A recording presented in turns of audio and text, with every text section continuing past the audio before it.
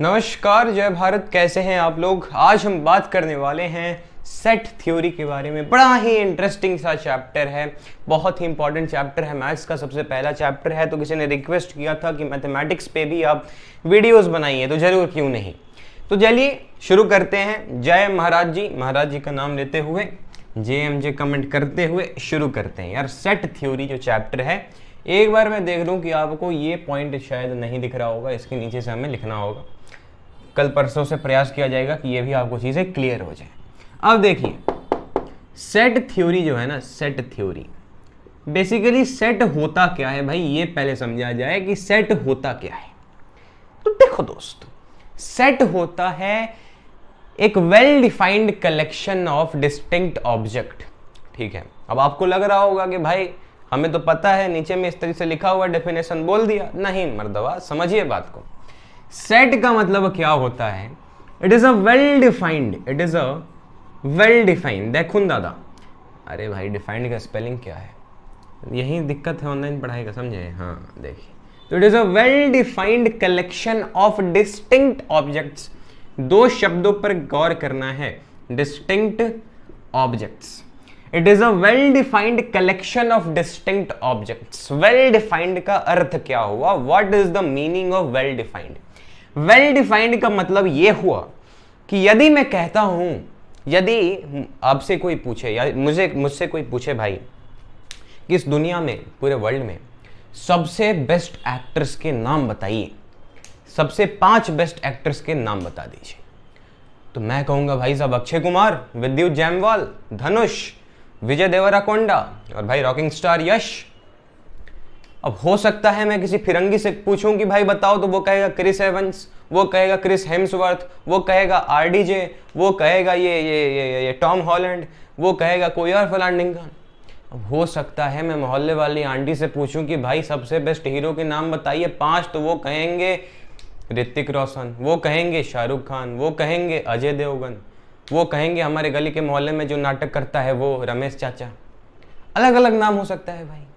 तो this is not a set. अगर मैं कहूं कि क्या 5 बेस्ट एक्टर्स, क्या ये सेट है, नहीं। हो सकता है मेरे लिए कुछ और है, किसी और के लिए वो कुछ और है। लेकिन यदि मैं कहता हूं कि भाई इस दुनिया के 5 बेस्ट एक्टर्स के नाम बताइए जिन्होंने 2022 में 100 करोड़ से भी ज्यादा का बजट का मूवी बनाया है, तब सिंपली मेरे पास आंसर आ जाएंगे भाई रॉकिंग स्टार यश, KGF बन के तैयार, फलान ढिंकाना। अब हर एक मूवी का थोड़ा बजट हमको याद थोड़ी रहता है, ठीक है। तो वो एक बेसिक हमें पता चल गया। वेल डिफाइंड का मतलब अगर हमने कोई एक रूल बताया कि इस रूल के हिसाब से बताइए, तो ये हो गया भाई साहब। डिस्टिंक्ट का मतलब क्या हुआ कि अगर मैं कोई सेट लिख रहा हूं, अगर सेट लिख रहा हूं, तो उसमें अगर मैंने एक बार ऋतिक रोशन कह दिया, अगर मैंने कह दिया कि भाई ऋतिक रोशन का 2020 में एक मूवी आया था, 100 करोड़ से ज्यादा उसमें बजट लगा हुआ था, लेकिन यार 2021 में भी एक बार आया था जिसमें 100 करोड़ से ज्यादा बजट लगा हुआ था। मतलब 2 बार ऋतिक रोशन में नहीं लिख सकता, एक बार ऋतिक रोशन लिख दिया, बात खत्म। एक ही बार सेट में एक ऑब्जेक्ट लिखा जाएगा। डिस्टिंक्ट ऑब्जेक्ट्स होते हैं सेट के अंदर, एक ही एलिमेंट बार बार दोहराया नहीं जाएगा। अब किसी सेट को लिखने के लिए एक सिंपल सा फार्मूला होता है कि मान लो कि सेट A है आपके पास। Now how will you write it? So you will easily एक करली ब्रैकेट आपको ड्रॉ करना होता है और उसके अंदर कोई भी आप एलिमेंट डालते रहिए, कोई भी आप एलिमेंट डाल दीजिए जितना आपका मन है, जो आपका रूल है। और इसके अंदर जो चीजें आप डालते हैं, जो मटेरियल डालते हैं, इसके अंदर जो मलबा होता है, इस मलबे को हम एलिमेंट कहते हैं भाई साहब। इस मलबे को हम क्या कहते हैं? सेट के अंदर जो भी चीज है दैट इज कॉल्ड एलिमेंट। अब भाई एलिमेंट मतलब ये नहीं केमिस्ट्री वाला हाइड्रोजन हीलियम लिथियम, नहीं सर, ये एलिमेंट कुछ और एलिमेंट है, इसके अंदर का एलिमेंट है। जैसे हमारे क्लास में होता है ना, you disturbing element of this class, get out of my class, तो वो वाला एलिमेंट है भाई साहब। ठीक है, बात क्लियर हो गई। अच्छा, अब कुछ इंपॉर्टेंट साइंस की हम बात कर लेते हैं, साइंस नहीं, साइन, ठीक है, चिन्ह। So let's talk about some important science. सबसे पहला यार, एक इस तरीके से आपको उल्टा ई दिखेगा, एक उल्टा ई कभी कभार आपको दिख जाता है। तो इस उल्टे ई का अर्थ होता है देयर एग्जिस्ट, देयर एग्जिस्ट्स। बहुत सही। आपको कई बार ये दिखेगा, इस सेट में दिखेगा ही दिखेगा, ये दो ठो कॉलम दिखेंगे, हम शायद इसे कॉलम कहते हैं कि सेमी कॉलम कहते हैं भाई साहब, और आपको एक सीधा इस तरह से डंडा दिख जाएगा। इन दोनों का अर्थ होता है सच डैट। सच डैट का मतलब ये नहीं कि कहानी सच है, सच का मतलब वो नहीं होता है, सच डैट होता है। इतना अब इंग्लिश ग्रामर की क्लास थोड़ी चल रही है भाई साहब। अच्छा, कई बार आपको दिखेगा इस तरीके से, ठीक है, तो जो त्रिशूल होता है उसको इस तरह से उल्टा लिटाया जाता है, तो ये होता है बेसिकली आपका, इसका मतलब होता है बिलोंग्स टू, इसका मतलब होता है बिलोंग्स टू। कई बार आपको इस तरीके से दे दिया जाएगा भाई साहब, काट दिया जाएगा, इसका मतलब होता है डज नॉट बिलोंग्स टू। भाई साहब डज नॉट बिलोंग्स टू। बहुत सही यार, ये सब चीजें आपको क्लियर होनी चाहिए। एकदम बेस लेवल से शुरू कर रहे हैं, एकदम बेस लेवल से हम शुरू कर रहे हैं और जाएंगे एकदम अनंत तक। IT फोड़ना है भाई साहब। अब मान लीजिए कॉमा आपको दे दिया, तो यहां पर कॉमा का मतलब होता है, जैसे कि मैंने सेट A लिखा, alpha beta gamma delta Charlie Montu Pintu, चलिए, तो ये जो है ना, इसका मतलब कॉमा जो मैंने लगाया, this is known as and, this is known as and. बहुत सही भाई साहब। और कुछ है क्या? इस तरह से उल्टा ए कभी कभी आपको दिख जाएगा, तो उल्टा ए का मतलब होता है फॉर ऑल। उल्टा ए का मतलब होता है, इस तरह से खोल दिया है ना, अरे सबके लिए, जपनाम जपनाम, इस तरह से ऊपर कर, सबके लिए, सबके लिए, ठीक है। तो इस तरीके से आपको ये सारी चीजें याद होने चाहिए। अब मन हो तो नोट कर सकते हैं, मन हो तो स्क्रीनशॉट ले लीजिए, जैसे आपका इच्छा। आगे बढ़ते हैं भाई। चलिए अब देखिए, सेट को रिप्रेजेंट करने के लिए अलग अलग तरीके होते हैं, 3 तरीके होते हैं। तो माय लॉर्ड 3 तरीके कौन कौन से होते हैं? सबसे पहला तरीका होता है भाई रोस्टर फॉर्म। क्या भाई? रोस्टर फॉर्म होता है भाई सबसे पहला। अरे यार ये रोस्टर तो वो वाला रोस्टर हो गया, नहीं भाई, जो आप वीडियो देखते हैं यूट्यूब पे वो वाला रोस्टर नहीं है। और दूसरा होता है आपके पास सेट बिल्डर भाई। कौन सा? Set builder. और एक होता है एरो डायग्राम, उसे कहते हैं बेसिकली, एरो डायग्राम कहते हैं, लेकिन सेट में वो नहीं आता, आपके रिलेशंस में आता है। डिस्क्रिप्टिव फॉर्म एक होता है, लेकिन आपको ज्यादातर वो क्वेश्चंस में दिखता है, डिस्क्रिप्टिव फॉर्म। तो आप 3 तरीके से सेट को आप रिप्रेजेंट कर सकते हैं, roster form, set builder form और डिस्क्रिप्टिव फॉर्म। तो एक एक करके हम बात करेंगे सबकी। मान लीजिए मैं बात कर रहा हूं रोस्टर फॉर्म की। तो रोस्टर फॉर्म का मतलब होता है कि मान लीजिए आपके पास कोई सेट ए है। अब आपके पास जो सेट ए है उसके अगर आप सारे एलिमेंट्स को लिख दे रहे हैं, सिंपली रोस्ट कर दे रहे हैं। सेट ए है, सारे एलिमेंट्स को अगर आपने लिख दिया, सिंपली क्या हुआ, इंग्लिश में लिखा जाए, इंग्लिश में कि सारे एलिमेंट्स लिख दो, सिंपल यार, सारे एलिमेंट्स लिख दो, this is known as roster form. जैसे कि एग्जांपल ले लेते हैं, हमारे पास सेट ए है, मान लीजिए फर्स्ट 5 नेचुरल नंबर्स का, तो आप सिंपली उसे क्या लिखेंगे, 1 2 3 4 5। अब आशा है कि आपको नेचुरल नंबर पता होगा जो 1 से लेके इनफाइनाइट तक चलता है, होल नंबर पता होगा जो 0 से लेके इनफाइनाइट तक चलता है, रियल नंबर पता होगा, जो भी हमें नंबर दिखता है इस दुनिया में माइनस इन्फिनिटी से इन्फिनिटी तक रियल नंबर होता है, ठीक है। जेड लिखा हो वो इंटीजर होता है जिसमें प्लस माइनस दोनों आ जाएंगे, ठीक है। रैशनल नंबर लिखा होगा जिसमें बटे में होगा आपके पास, ठीक है, P/Q के फॉर्म में होगा, ठीक है। ये सब चीजें मैंने आपको बता दी। अब एक होता है भाई set builder form. Set builder form basically है कुछ नहीं, चमक धमक वाला मेथड है। चमक धमक क्या है? चमक धमक, चमक धमक, चमक धमक वाला ये फॉर्म है भाई सब। Set builder form is a चमक धमक टाइप ऑफ फॉर्म।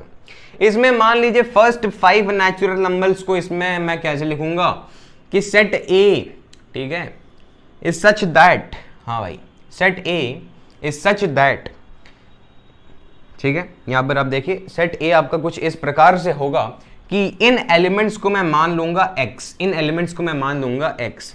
तो ए हमारा होगा कि x is such that, x is such that x जो है हमारा 0 से लेके 6 तक जाएगा, 0 से लेके 6 तक जाएगा। अब आपके दिमाग में प्रश्न बन रहे होंगे, मुझे पता है, आई नो दैट आपके दिमाग में प्रश्न बन रहे होंगे, मुझे पता है कि यार इस तरीके से लिख लीजिए x बिलोंग्स टू n, आप नेचुरल नंबर कर लीजिए। अच्छा एक और चीज़ देखिए कि n मतलब होता है नेचुरल नंबर, w लिखा है इसका मतलब होल नंबर, i लिखा है यानी इंटीजर, z लिखा है यानी इंटीजर, r मतलब रियल नंबर। ये चीज़ें आपको पता होनी चाहिए। n मतलब natural, whole, integer, integer, real, बात खत्म।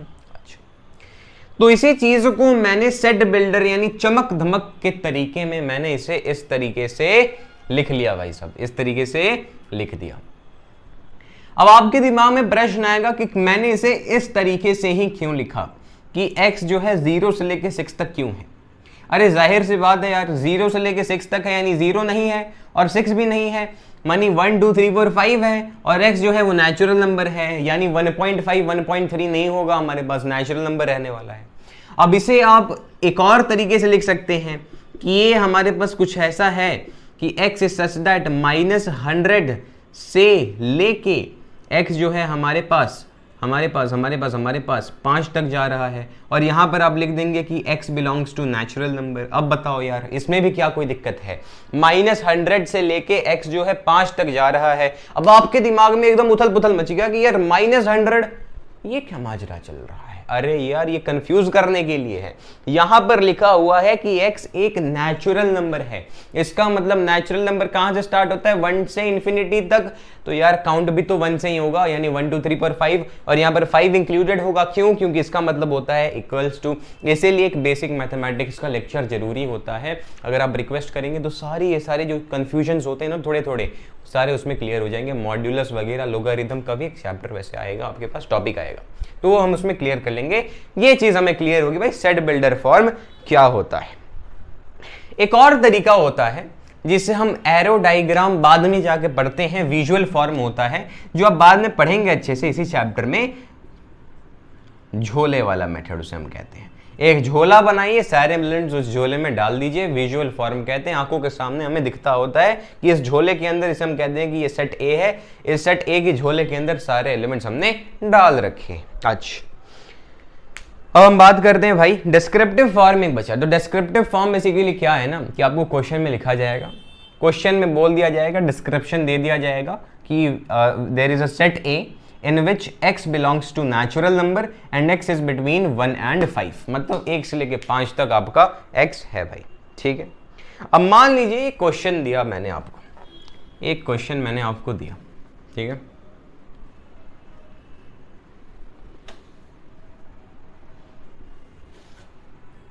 तो एक क्वेश्चन हमारे पास कुछ ऐसा है कि हमारे पास सेट A है where x is such that x square is greater than 9 and x belongs to natural number, ठीक है, ठीक है, हमें ये दे दिया है। या फिर इसे आप कर लीजिए कि x square is less than equals to 9, और इसे आप इंटीजर कर लीजिए। थोड़ा सा और मज़ेदार इस क्वेश्चन को हम बना लेते हैं। अब इसको आपको क्या करना है भाई, सॉल्व करना है। इसको आपको क्या करना है, सॉल्व करना है। तो सिंपल सी बात है, सॉल्व इसमें करना है कि ये आपको दे रखा है सेट बिल्डर फॉर्म में, ये तो चीज दिख रही है। सेट बिल्डर फॉर्म का मतलब क्या हुआ कि आपको चमक धमक के तरीके से बता दिया कि ए एक ऐसा हमारे पास सेट है जिसके अंदर x एक एलिमेंट है and x is such that. इस साइन का मतलब क्या होता है, सच दैट, पहले मैं बताया था। और x स्क्वायर जो है is less than equals to 9, और जो हमारा x आएगा वो एक इंटीजर होगा, z का मतलब इंटीजर। अब इसे सॉल्व करिए भाई। तो रैशनल हम बोलते हैं, हाँ, इनइक्वालिटीज हम कैसे सॉल्व करते हैं भाई, इनइक्वालिटीज हम सिंपली इस तरीके से हम सॉल्व कर लेंगे। इसे मैं a square minus B square के फॉर्म में अगर लिखूं तो a plus B into A minus B मैं कर सकता हूँ लेस देन इक्वल्स टू 0, और सिंपली मेरा आंसर क्या आ जाएगा। इसमें आपको वेवी कर्व बनाना आना चाहिए। ये सारी चीज़ें आप कहाँ पढ़ते हैं, बेसिक्स ऑफ मैथमेटिक्स में। लेकिन जब मैंने बेसिक्स ऑफ मैथमेटिक्स का वीडियो बनाया था तो उसमें रिस्पॉन्स नहीं आया था। आपने कहा था कि ये सब क्या पढ़ाने लग गए, जाइए चुपचाप सेट स्टार्ट करिए पहला चैप्टर। लेकिन मैं बेसिक मैथमेटिक्स पढ़ाऊंगा, लेकिन ये बेसिकली पहले सेट हम चैप्टर खत्म करेंगे, उसके बाद ही करेंगे हम। -3 और 3, अब आपको वेवी कर्व में यहाँ पे नहीं समझा सकता, थोड़ा सा ज़्यादा टाइम उसमें लग जाएगा। यहाँ पर इक्वालिटी होगी और यहाँ पर सिंपली प्लस माइनस और प्लस और यहाँ पर लेस देन है, यानी x जो है बिलोंग्स टू -3 से 3 आपका आंसर आ जाएगा भाई, आपका आंसर आ जाएगा भाई। अब इसे आप रोस्टर फॉर्म में कैसे लिखेंगे, तो a is equals to -3 close bracket है, क्लोज ब्रैकेट मतलब इसे हमें इंक्लूड करना है, तो -3 -2 -1 0 1 2 3, this is my answer. x आपका इंटीजर है, उसीलिए मैंने माइनस को लिया, इंटीजर में पॉजिटिव नेगेटिव दोनों ही और 0 भी आ जाता है। आपको कंफ्यूजन हुआ होगा इस एरिया में आपको कंफ्यूजन हुआ होगा, और इस चीज को हम वेवी कर्व मेथड कहते हैं। क्या कहते हैं? Wavy curve. आसान सा चीज है, इसे एक सेपरेट वीडियो में अच्छे से हम समझेंगे, लेकिन आज की वीडियो में हम सेट थ्योरी बेसिकली डिस्कस कर रहे हैं। अब आगे बढ़ते हैं भाई, आगे बढ़ते हैं तो कुछ चीजें हम क्लियर कर लेते हैं। मान लीजिए आपको दिया हुआ है, मान लीजिए आपके पास दिया हुआ है कि आपको बताना है सेट बिल्डर फॉर्म में set of all prime numbers आपको बताना है।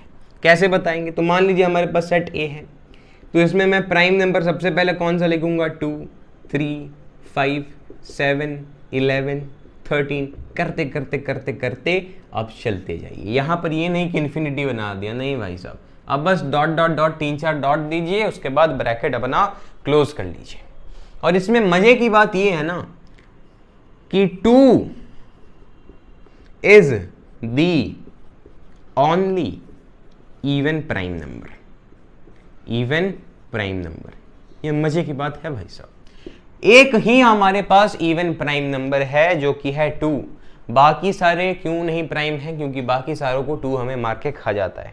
बाकी अगर आप इवन नंबर डालते हैं तो उसमें आपका 2 जो है उसे मारकर खा जाता है। ठीक है, अच्छा अब मान लीजिए हमें दिया हुआ है हमारे पास कि आपको एक सेट ए है 1 2 3 4, आपको कहा कि इसे, अच्छा ये बताइए कि ये कौन से फॉर्म में है, कौन से फॉर्म में लिखा हुआ है? सेट बिल्डर की रोस्टर फॉर्म की डिस्क्रिप्टिव फॉर्म।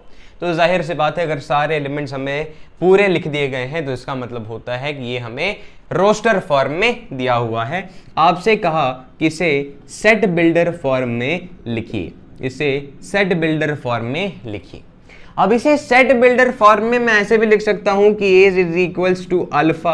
अल्फा में मान लेता हूं कि एलिमेंट है, और एलिमेंट इज सच दैट जो अल्फा है वो आपके 1 से लेके 4 तक जा रहा है, 1 से लेके 4 तक जा रहा है, एंड अल्फा बिलोंग करता है आपके नेचुरल नंबर को।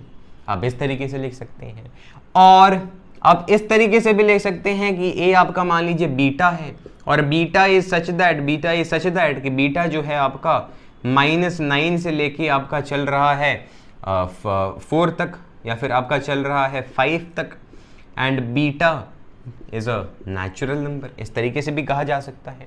इसका भी आंसर वहीं आएगा। यहाँ पर इक्वालिटी नहीं है, लेस देन इक्वल नहीं है, बस लेस देन है। तो लेस देन 5 क्या होता है भाई? 4 होता है, क्योंकि ये नेचुरल नंबर है, और नेचुरल नंबर है तो -9 आएगा नहीं। कहाँ से आएगा? 1 से स्टार्ट होगा, यानी 1 2 3 4 हमारा आएगा। यानी मैं देख रहा हूं कि यार अगर आपको एक रोस्टर फॉर्म दिया हुआ है, उसे आपको सेट बिल्डर फॉर्म में कन्वर्ट करना है, तो उसके हजारों तरीके होते हैं। There are infinite ways to represent set in set builder form. Set builder form में आप बहुत सारे तरीके से किसी सेट को आप रिप्रेजेंट कर सकते हैं। बेसिक सी बात है, इसमें कोई ज्यादा फील करने की प्रयास मत करना। अब हम कुछ टर्मिनोलॉजीज की बात करते हैं, जैसे कि सबसे पहला टर्मिनोलॉजी है हमारे पास कार्डिनल नंबर। ठीक है, क्या है भाई? Cardinal number. कार्डिनल नंबर क्या चीज होता है? कार्डिनल नंबर थोड़ा सा, जैसे कि कोई बंदा है, वो विदेश चला गया, विदेश में उसने बोला कार्डिनल नंबर, फिर वो आया दिल्ली, दिल्ली में उसने कहा कि ऑर्डर ऑफ सेट, फिर वो आ गया अपने गांव, और गांव में कहा उसने number of element of set, number of element in a set. तो गांव में उसने आके ये कहा, जो कि सबको समझ में आएगा, ऑर्डर ऑफ सेट, मान लीजिए कोई दिल्ली में चला गया तो भाई थोड़ा इज्जत प्रतिष्ठा बचाने के लिए ऑर्डर ऑफ सेट कह दिया, फिर विदेश चला गया तो कहा cardinal number, it's a cardinal number. So what's actually the meaning of cardinal number? The meaning of cardinal number is order of set. Order of set means the total number of elements in a set. Now you have to understand this. किसी set के अंदर कितने सारे element लिखे हुए हैं. Cardinal number यार मान लीजिए हमारे पास एक सेट ए है, उसमें मैंने लिख दिया -9 -8 0. अब इसके अंदर आपको बताना है इसका cardinal number. You have to tell its cardinal number. तो आप सिंपली क्या कहेंगे कि इसके कार्डिनल नंबर कह लो, या टोटल नंबर ऑफ एलिमेंट कितना है भाई 1 2 3. आपका आंसर आ गया. अब भाई कार्डिनल नंबर इतना बड़ा लिखना में तो समस्या हो जाएगी हमें, तो हमारा आंख हाथ तो मक्कार ही है.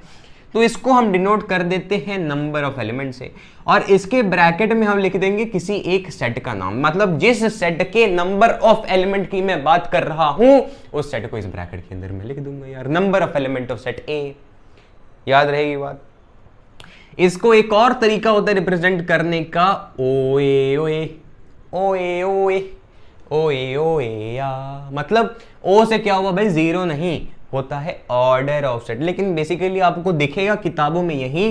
क्यों? क्योंकि ऑर्डर ऑफ सेट से आप कंफ्यूज होंगे कि ये जीरो क्यों आ रहा है. मतलब इसको मैं इस तरीके से लिख लूंगा. क्लियर हुई बात?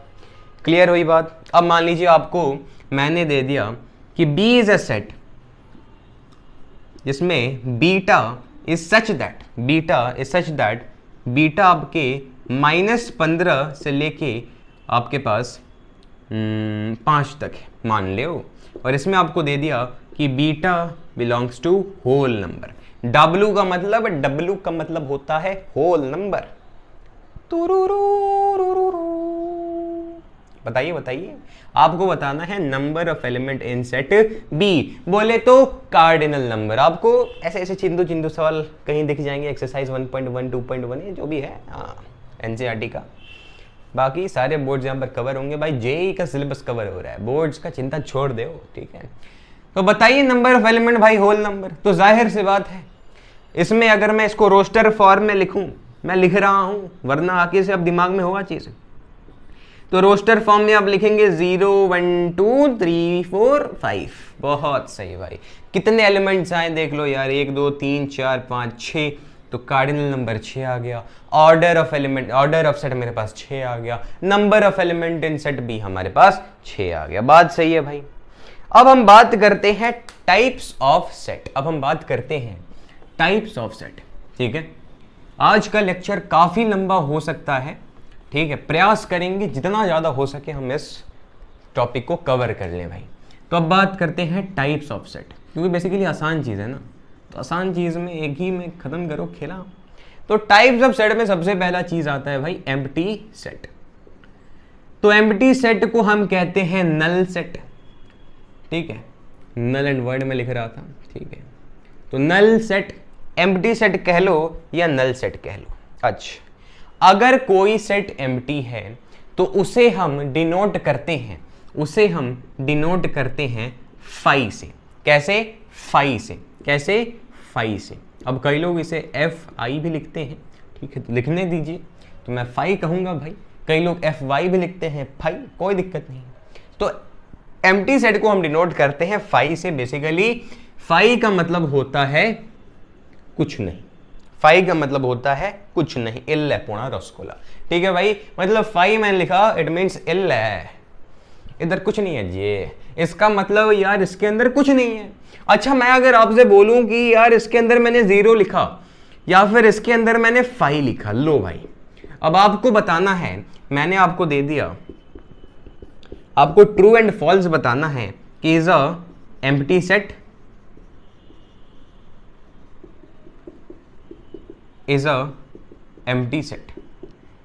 तो थोड़ा मैं आपको टाइम देता हूं, सोच विचार करिए, दिमाग लगाइए कि यह एम्प्टी सेट है या एम्प्टी सेट नहीं. तो भाई फॉल्स, ये एम्प्टी सेट नहीं है. मैंने आपको बताया था अगर केवल फाई लिखे उसका मतलब क्या होता है, कुछ नहीं. उसका मतलब सेट के अंदर इल है, कुछ नहीं है भाई आपके पास, कुछ नहीं. तो यार इसके अंदर कुछ तो आ गया, इसके अंदर तो जीरो आ गया, जीरो का आप कुछ नहीं लिख दोगे, अरे जीरो पैसा के आगे लग जाए, किसी नंबर के आगे जीरो जितना लगे आपको खुशी होती है, पहले लगता जाए तो दुख होता जाता है कि आपको बुर्बक बनाया गया। इसके अंदर आप बोलोगे कि इसके अंदर भी तो 5 है, यानी कुछ नहीं के अंदर कुछ नहीं है, अरे कुछ तो है। इसको मैं थोड़ा सा खोलूं तो इस बड़े वाले ब्रैकेट के अंदर 5 है, मतलब कुछ नहीं, यानी इस ब्रैकेट के अंदर, इस सेट के अंदर कुछ नहीं है, यानी कुछ तो है। लेकिन इस सेट के अंदर कुछ नहीं है, यानी कुछ भी नहीं है। समझे बात? कंफ्यूजन हो रहा है, मैं जान के कर रहा हूं। इसका मतलब सिंपली आपको फील हुआ, नहीं हुआ, this is not a empty set. अगर सिंपली ये दिया हुआ है, चाहे दुनिया आपको कितना ही डीपी दिखा दिखा के गुमराह करे, आपको आधार कार्ड पे बने रहना है। आधार कार्ड कहाँ है भाई? ये है, ये डीपी है। थोड़ा सा फिल्टर विल्टर लगा के आपको डीपी दिखाया जाएगा, लेकिन भाई बर्बाद नहीं होना है। दूसरा टाइप सेट की बात करते हैं, that is finite set. That is finite set. देखिए भाई, तो फाइनाइट सेट, अरे भाई ये क्या हो रहा है? फाइनाइट सेट की बात करते हैं, ठीक है। फाइनाइट सेट की बेसिकली बात उसमें ये करनी है कि अगर कोई एक पर्टिकुलर सेट दिया हुआ है और उसके number of element of that set हम अगर कैलकुलेट कर सकते हैं, अगर आपको फाइनाइट सेट दिया हुआ है, इसका मतलब ये होता है कि किसी पर्टिकुलर सेट के अगर हम नंबर ऑफ एलिमेंट्स काउंट कर सकते हैं, कार्डिनल नंबर निकाल सकते हैं, that is called finite set. जैसे कि आपको बोला कि भाई set of all natural numbers, that is not a finite set. अब भाई नेचुरल नंबर्स कैलकुलेट कर सकते हो? नहीं। किसी महान व्यक्ति ने कहा था कि my infinity is greater than your infinity. अब सोचिए सबसे बड़ा नंबर क्या होगा? आपने सोचा, मेरा इंफिनिटी उस भी नंबर से ज्यादा बड़ा है। इंफिनिटी मतलब बहुत बड़ा नंबर यार, ठीक। तो नंबर ऑफ सेट अगर जिसमें मैं काउंट कर सकता हूं, that is a finite set. जैसे कि मैंने लिखा a इज इक्वल्स टू पाई ई। अब ये फाइनाइट है कि क्या है भाई? तो it's a finite set. Number of element में काउंट कर सकता हूं, जो आएगा मेरा 2, जाहिर से बात है। अगर मैं लिखूं a इज इक्वल्स टू 0, तो क्या ये फाइनाइट है या इनफाइनाइट या एम्प्टी? तो ये है finite set. Number of element in A में काउंट कर सकता हूं कि 1 है, 0 है तो क्या हुआ? एक तो एलिमेंट है ना, बहुत सही। और एक होता है इनफाइनाइट सेट और एक होता है इनफाइनाइट सेट। तो अगर नंबर ऑफ एलिमेंट्स अनकाउंटेबल हैं, नंबर ऑफ एलिमेंट्स कभी खत्म ही नहीं हो रहे हैं, तो इनफाइनाइट सेट है। जैसे कि आपसे बोल दिया कि set of all real positive number, तो रियल पॉजिटिव मतलब आप चले जाइए भाई, आप शुरू हो जाइए, इन्फिनिटी तक जाइए, तो ये हो जाएगा आपका सेट ऑफ इनफाइनाइट सेट। अगर आपसे कहेगा set of all whole number, आपसे बोल दिया सेट ऑफ ऑल इंटीजर, आपसे बोल दिया set of all natural number, ये सारे होते हैं इनफाइनाइट सेट। बहुत सही, बहुत सही। चीजें क्लियर हो रही हैं, क्योंकि ये सब चीजें आपको क्लास 8 में पढ़ाई जाती हैं। जी हाँ, अगर आप आईसीएसई के छात्र हैं तो ये सारी चीज़ें आपको क्लास 8 में मिली होंगी, लेकिन आपने नहीं पढ़ा होगा। चलिए आगे बढ़ते हैं भाई। तो आगे हम बढ़ेंगे तो अब हमें पता चलेगा कि एक और सेट होता है सिंगलटन सेट। देख रहे हो नाम, इसका नाम ही सिंगल है। तो जाहिर सी बात है यार कि अगर किसी सेट के अंदर नंबर ऑफ एलिमेंट्स अगर एक ही है तो वो सिंगलटन सेट है यार। नाम से ही पता चल रहा है ना, सिंगल है बेचारा। तो अगर मैं लिख रहा हूँ कि आपके पास ये एक सेट है, this is a singleton set, ये मैं लिख रहा हूं this is a singleton set, ये दोनों डिफरेंट हैं और बस मैं ये लिखा हूं तो ये तीनों ही जो हैं वो डिफरेंट है। This is not equals to this, ये आपके पास एक एम्प्टी सेट है। बात क्लियर हुई?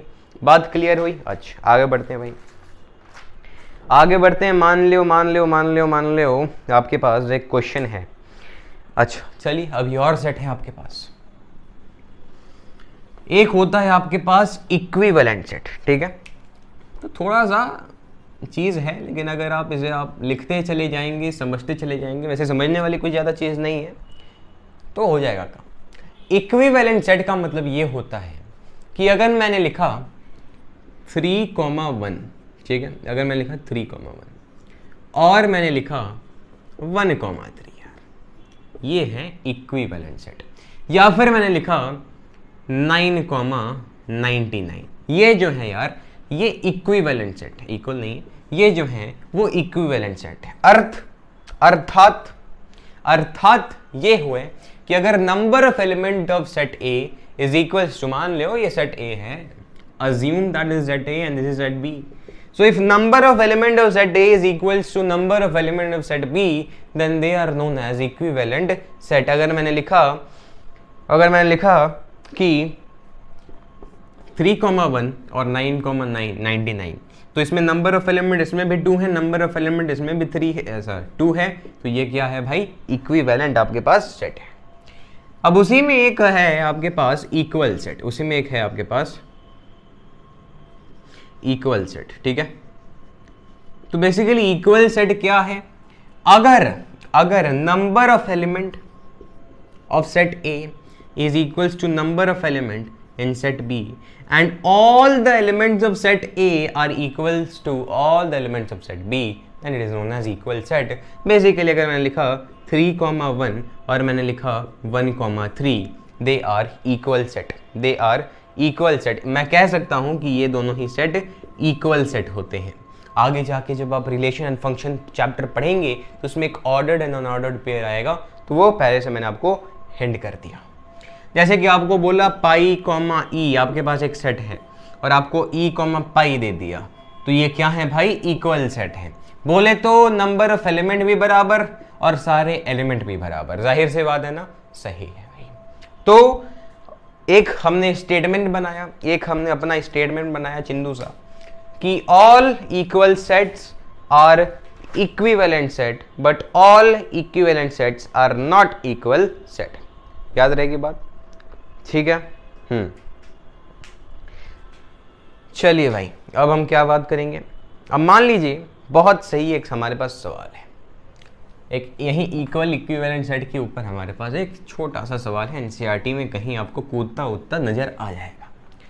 तो कूदता हुआ एक सवाल हमारे पास आता है कि 2x - 1, हमारे पास एक सेट ए है 2x - 1, 2y + 1, 2y + 1, और हमारे पास एक सेट है b 1,2, 1,2, और हमें ये बता दिया है कि ये दोनों ही जो हैं वो इक्वल सेट हैं, वो दोनों ही जो हैं वो इक्वल सेट हैं। तो आपको x और y का वैल्यू फाइंड करना है। अब इसे प्रयास करिए, थोड़ा सा हमने समय आपको दे दिया, स्टॉप करिए, पॉज करिए। चलिए भाई साहब, तो कैसे करना है इसमें, तो यार दो आपके इसमें केसेस बन के तैयार हो जाएंगे, या तो ये बराबर होगा, या तो ये बराबर होगा इसके और ये बराबर होगा इसके, या तो ये बराबर होगा इसके और ये बराबर होगा इसके। There will be 2 conditions. Got it, very good. So such that पहला केस हम लेके चलते हैं जिसमें 2x - 1 हमारा बराबर है 1 के और 2y + 1 हमारे पास बराबर है 2 के। मैं यहाँ से x का वैल्यू निकालूंगा और y का वैल्यू निकालूंगा। आसान है। अरे यार ये तो इक्वेट कर लोगे ना, 2x = 2 हो जाएगा, x = 1 हो जाएगा, और यहाँ पर 2y = 3 हो जाएगा, y = 3/2 हो जाएगा। नहीं, y बराबर हमारे 2y बराबर हमारे पास 1 होगा, y बराबर हमारे पास 1/2 हो जाएगा। और दूसरे केस में आप सॉल्व करेंगे कि आपको 2x - 1 हो सकता है बराबर हो 2 के और 2y + 1 हो सकता है बराबर हो 1 के। अब इसे सॉल्व करिए, इसमें x और y का डिफरेंट वैल्यू, उसमें x और y का डिफरेंट वैल्यू होगा, and that will be your answer. तो जाहिर सी बात है कि अगर ये इक्वल सेट है, इसका मतलब ये हुआ कि इन दोनों के एलिमेंट्स जो हैं वो बराबर हैं। अब ये हमें नहीं पता रहेगा कि कोई एक दूसरे के कौन सा बराबर है, मतलब ये इसके बराबर है या ये इसके बराबर है, उसलिए 2 केसेस हमारे पास बनकर तैयार हो जाएंगे। सही है, चलिए भाई ये बात क्लियर होगी। अब हम आगे बढ़ते हैं, ठीक है।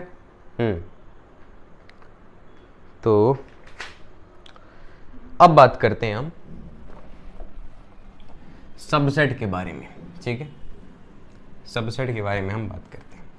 तो एक सेकंड मैं बस देख लूं कि वीडियो चल रहा है या हम कभी से बोल बोल के अपना समय व्यर्थ किए जा रहे हैं। चलिए भाई साहब, वीडियो तो चालू है। जस्ट अ सेकंड, मैं थोड़ा सा पानी पी लूं, ठीक है।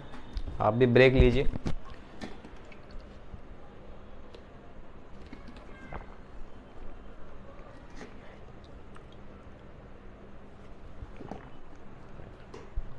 चलिए भाई, जय महाराज जी। अब बात करते हैं हम सबसेट के बारे में। तो देखिए, अगर मैंने लिखा कि A is a subset of B, तो सबसेट को कैसे हम वो करते हैं, रिप्रेजेंट करते हैं इस चिन्ह से, इस साइन से, ठीक है।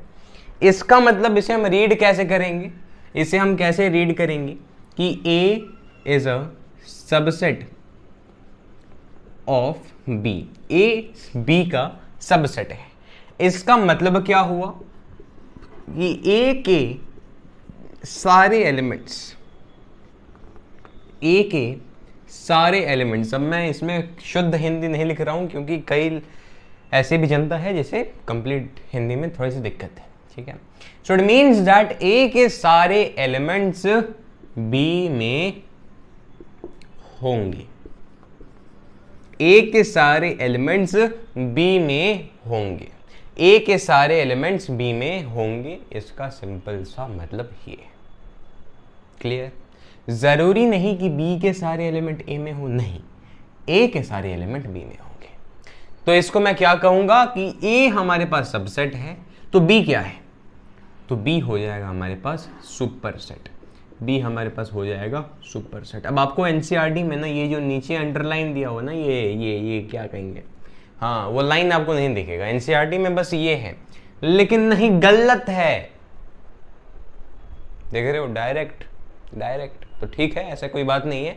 एनसीईआरटी में आपको ये नहीं दिखेगा, लेकिन आप आगे पढ़ेंगे कि इसका मतलब कुछ और होता है, ठीक है, तो आप पढ़ेंगे अभी। चलिए तो आगे बात करते हैं भाई। तो सबसेट लिखा कैसे जाए, हाँ भाई सबसेट है ठीक है, लेकिन लिखा कैसे जाए, तो चलिए धीरे धीरे हम बढ़ा रहे हैं अपने प्यार को, फिर हद से गुजर ही जाना है, तो एकदम धीरे धीरे, एकदम कुछ भी आगे पीछे नहीं भागना है। आपसे कह दिया कि A इज इक्वल्स टू 1 2 3, आपको लिखना है A के सारे सबसेट आपको लिखने हैं। अब मैं जो चीज़ बता रहा हूँ दैट्स अ रूल, इसे चेंज नहीं किया जा सकता, कन्वेंशन है, मानना पड़ेगा।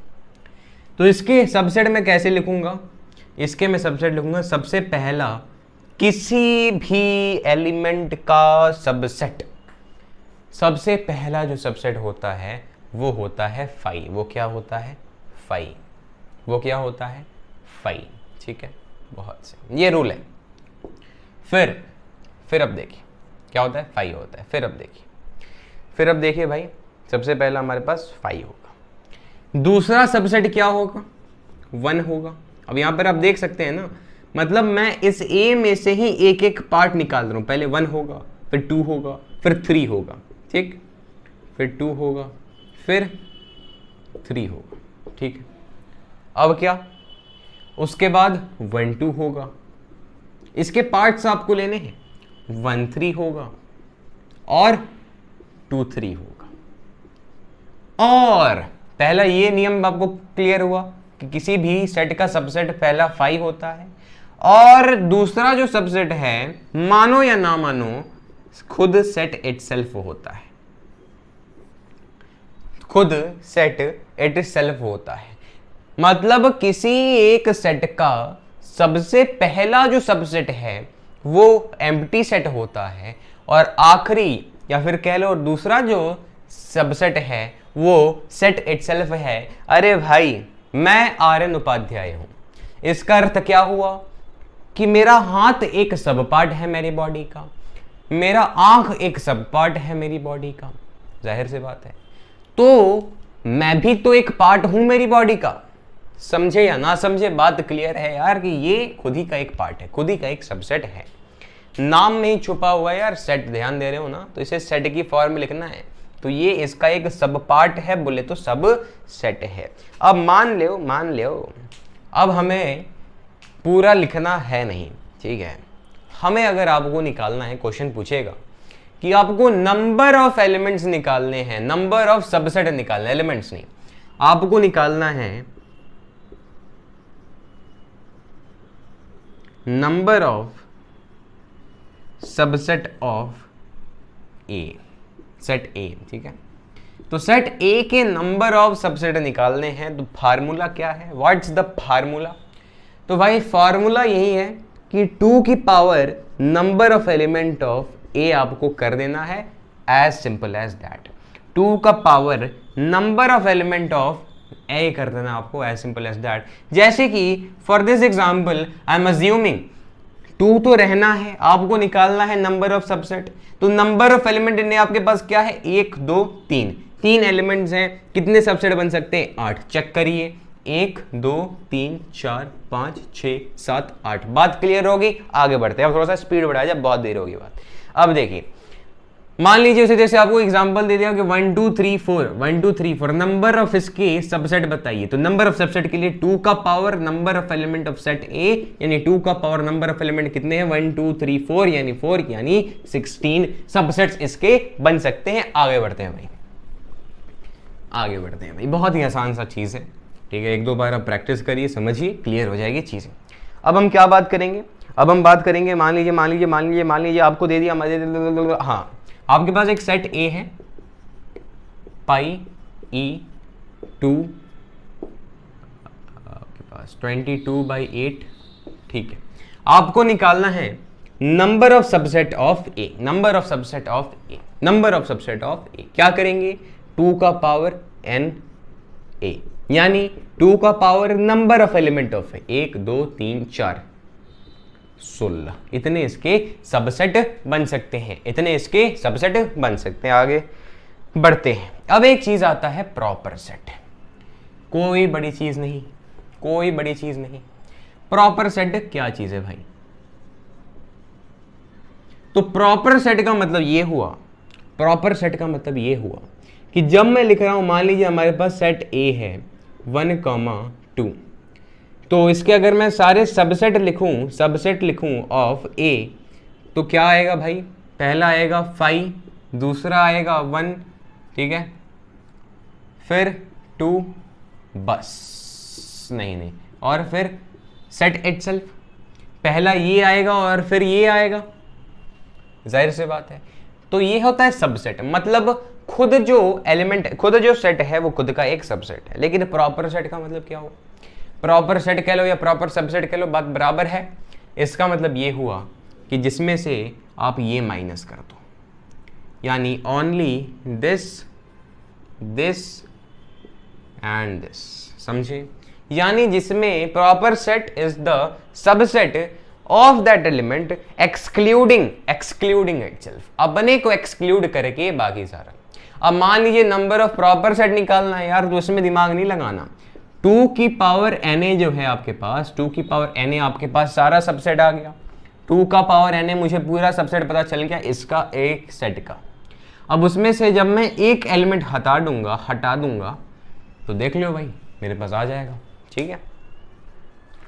अब इसे हम कैसे डिनोट करते हैं, अब यहीं पे कॉन्सेप्ट आया कि a, अब इसे हम डिनोट करते हैं सिंपली इस तरीके से। सबसेट को हम डिनोट करते हैं इस तरीके से, प्रॉपर सेट को हम डिनोट करते हैं इस तरीके से। कैसे, इस तरीके से, कैसे, इस तरीके से, ठीक है, ठीक है। तो नंबर ऑफ सबसेट ऑफ 5, अब मान लीजिए आपको बताया, क्वेश्चन पूछा कि आपको नंबर ऑफ सबसेट बताना है ऑफ 5, बताओ। तो 5 के कितने सबसेट हो सकते हैं, देख लो भाई, बताना। अच्छा, सबसेट लिखना तो 5 का कितना हो सकता है, 5 इटसेल्फ ही तो होगा, बस एक 5 होगा, है कि नहीं, थोड़ा दिमाग लगाइए। इसका अगर मैं सबसेट लिखूं तो एक ही 5 ही होगा, 5 का सबसेट तो 5 ही होगा। तो नंबर ऑफ सबसेट कितने बन सकते हैं, 2 का पावर नंबर ऑफ एलिमेंट इन, मान लो ये 5 है, नंबर ऑफ एलिमेंट इन 5, और नंबर ऑफ एलिमेंट इन 5 हमारे पास कितना है, बताओ, बताइए, अरे बता दीजिए। नंबर ऑफ एलिमेंट इन 5 हमारे पास कितना है, 0 है क्या। 5 में हमारे पास एलिमेंट है, 5 को हम कैसे लिखते हैं, इस तरीके से ना। इसमें भी कई लोग एक बता देंगे कि एक एलिमेंट तो है, ये गलती ना करना भाई, तब तो हाथ जोड़ लेता हूँ। ऐसी अगर आपने कह दिया कि नंबर ऑफ एलिमेंट इन 5 हमारे पास 0 है, 1 है, तो हाथ जोड़ता हूँ भाई, हमसे ना हो पाएगा। 5 में कुछ एलिमेंट नहीं है, यानी 0, कुछ का नहीं का मतलब 0, यानी 2 का पावर 0 अगर हम लिखते हैं तो क्लास 7वीं में आपने पढ़ा होगा एक्सपोनेंशियल पावर, कि किसी का पावर अगर 0 होता है दैट इज 1, नहीं पढ़ा तो यहाँ पे सीख जाइए, क्योंकि बहुत काम करने वाला है ये सब चीज़। आगे बढ़े, आगे बढ़े, ठीक है। तो अब मान लीजिए आपको बताना है कि number of subset of all word, हाँ आपको फाइंड, तो बेसिकली देखिए स्मार्ट बोर्ड होगा तो सारे चीज़ें लिखी होंगी इस तरीके से, बार बार नोट्स में झांकना नहीं होगा, नहीं तो ऐसे दिक्कत हो रही है। तो फाइंड द, हेलो फ्रेंड्स, देख रहे हो फ्रेंड्स कितना समस्या हो रहा है friends, kindly support to my channel friends. तो find the subset of the word Honolulu. Honolulu जो आपके पास जो शब्द है, होनोलुलु जो आपके पास सब शब्द है, इसके सबसेट आपको बताने हैं, इसके सबसेट आपको बताने हैं। तो सबसे पहले इसे आप सेट की फॉर्म में लिखिए। मान लीजिए इसे मान लेता हूं कि ये अल्फा सेट है, मान लो, तो सेट की फॉर्म में लिखूंगा। सबसे पहली गलती आप क्या करोगे ना, अच्छा 1 2 3 4 5 6 7 8 एलिमेंट्स हैं, 2 का पावर 8 चढ़ा दो, पता चल गया गलत आंसर। मैंने आपको बताया था कि ये होगा HONLU, this will be it's set. क्यों? क्योंकि सबसे पहले ही लेक्चर के शुरुआत में मैंने आपसे बताया था कि set is a well defined collection of distinct object. Distinct object पे मैंने आपको बहुत ही गौर करने को कहा था। ऋतिक रोशन 2 बार नहीं आएगा, एक ही बार आएगा।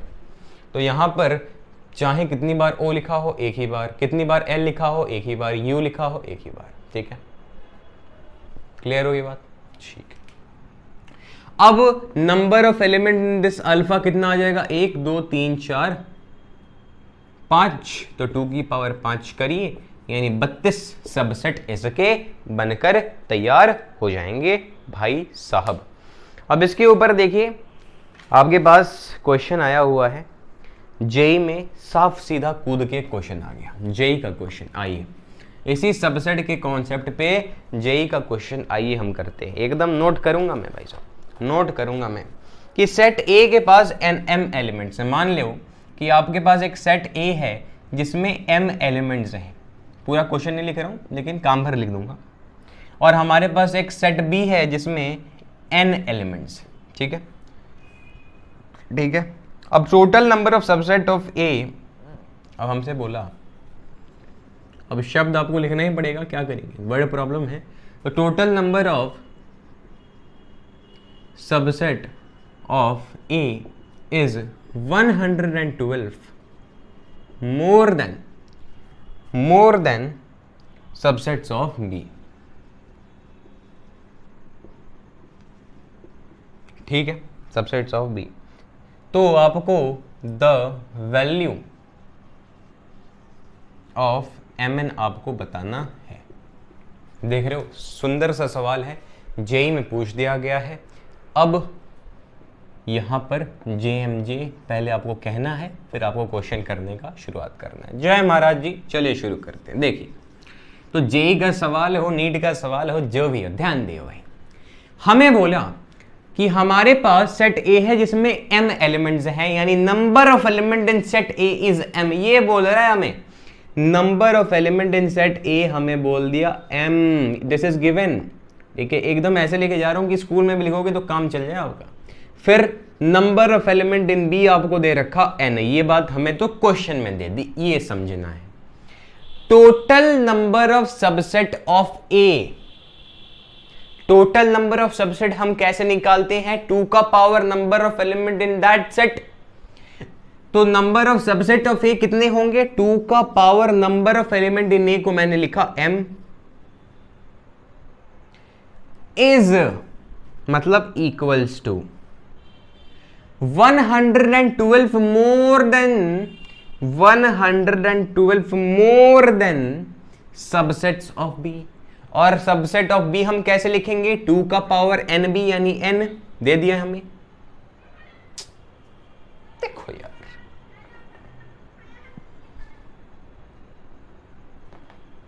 अब कई लोग क्या करेंगे ना, वो लिखेंगे इस तरीके से, देख रहे हैं, इस तरीके से लिखेंगे कई लोग, बहुत मैक्सिमम। क्यों? क्योंकि क्लास 7 और 8 में बेस ही हिला हुआ है, उसमें ही भ्रष्टाचार भरा हुआ है। तो अब हम क्या कर सकते हैं, फिर से समझाने का प्रयास। Total number of subset of A, तो टोटल नंबर ऑफ सबसेट तो मैंने पहले ही बताया था, निकालने के लिए तो यही करना होगा 2 का पावर na, और na हमें दे दिया m, बस na भी लिख लो, कोई दिक्कत नहीं है। Is 112 more than subset of B, यानी सबसेट ऑफ बी में 112 और जोड़ दो तो वो इसके बराबर आ जाएगा। आपको बताना है mn का वैल्यू। अब लो यार, कैलकुलेट नहीं कर लेंगे, कैलकुलेट नहीं कर लेंगे क्या? अरे इतना हमें हल्का में समझेंगे क्या आप? आपसे कोई कहेगा कैलकुलेट कर लोगे क्या, तो आप कहोगे कितना हल्के में समझ लिए क्या भैया? तो यार इसमें से कॉमन ले लो, मान लो 2 का पावर n मैंने कॉमन ले लिया, तो ये आ जाएगा 2 का पावर m अपॉन 2 का पावर n माइनस 1। यार लो हम कॉमन ले लेंगे। अब आप कहेंगे बहुत ही खुश होके, नहीं नहीं नहीं हमें तो कॉमन लेना भी नहीं आता। इसका कोई हमारे पास जवाब नहीं होगा, हमारे पास इस सवाल का कोई भी जवाब नहीं है अगर आप कह रहे हैं कि ये मुझे कॉमन लेना मुझे नहीं आया। ठीक है, चलिए तो ऐसे कॉमन लिया जाता है। मान लीजिए इसको मैंने कॉमन लिया, आप इसे भी कॉमन ले सकते हैं। इसको कॉमन लिया तो मैंने यहाँ पर लिखा, तो इसको मैंने डिवाइड करना पड़ेगा, और माइनस ये कॉमन लिया तो 1 ही आएगा। अब 112 को आपको प्राइम फैक्टराइज करना है। अगर नहीं आया ना तो सिंपली आप यूट्यूब पे सर्च करिए कि हाउ टू टेक कॉमन, आ जाएगा। 112 को आप प्राइम फैक्टराइज करिए, तो आइए करते हैं। तो जब आप प्राइम फैक्टराइज करेंगे तो 6, ठीक है, और आपके पास 6 नहीं भाई, 5 जा और 6, 2 जा 4, 8 जा 2 14, 2 अरे भाई 2 × 7, ठीक है। ठीक है, तो मैं लिख सकता हूं, यहां पर आते हैं हम, मैं लिख सकता हूं, ठीक है, यहां पर मैं आते हैं कि 2 का पावर n, 2 का पावर m अपॉन 2 का power n minus 1 is equals to, यहां पर 1 3 4 2 का पावर 4 × 7 है। देख लो नहीं देख लो, ठीक है। अरे यार सिंपली मैंने इसे प्राइम फैक्टराइज कर दिया तो ये आ गया। ठीक, अब ध्यान देना है, अब क्या करना है, ध्यान देना है। 2 का पावर n, 2 का पावर n छोड़ो, मैं 2 का पावर m अपॉन 2 का पावर n को 2 का power m minus n minus 1 लिख सकता हूं, एकदम, क्यों नहीं, इज इक्वल्स टू 2 का पावर 4 × 7।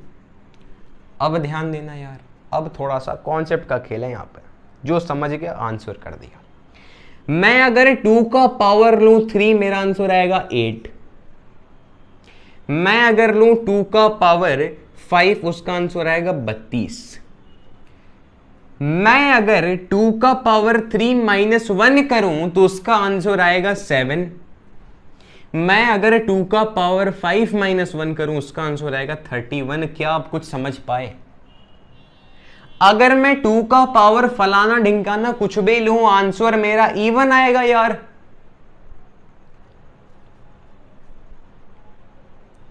और अगर मैं 2 का पावर जो भी है फलाना ढिंकाना, और उसमें से अगर -1 कर दूं, तो मेरा आंसर ऑड आएगा यार, मेरा आंसर ऑड आएगा यार, समझे? खेला ये है